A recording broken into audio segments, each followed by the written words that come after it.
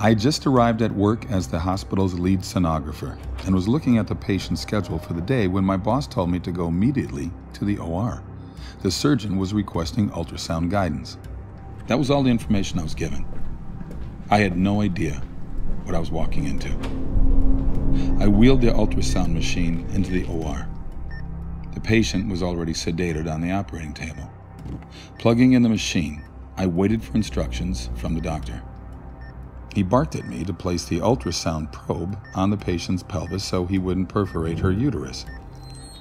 Still confused about the procedure, I did as he asked and realized the woman was pregnant.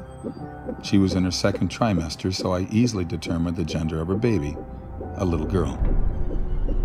Stunned, I watched the doctor thrust a catheter into the amniotic sac. The fetus dodged the catheter and tried to hide in the top of her mother's uterus to get away.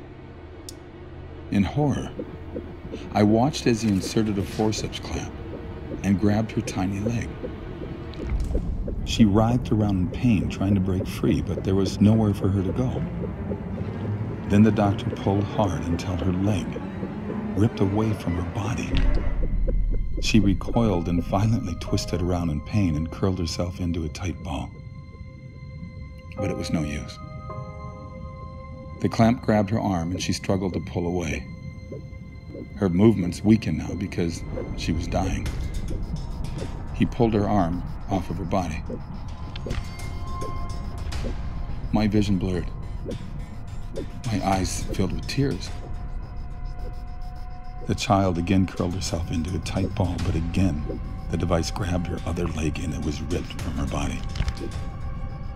By now, her heartbeat had slowed significantly, but she was still alive.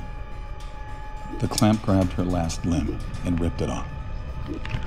She wiggled and squirmed around, and then her heart finally stopped beating. I announced that there was no more cardiac activity. The nurse and scrub tech in the room gasped, realizing for the first time that this was happening to a fetus that was still alive. The remaining body parts, the head and torso, were removed. Placenta was removed, and a final look with ultrasound revealed all products of conception were removed.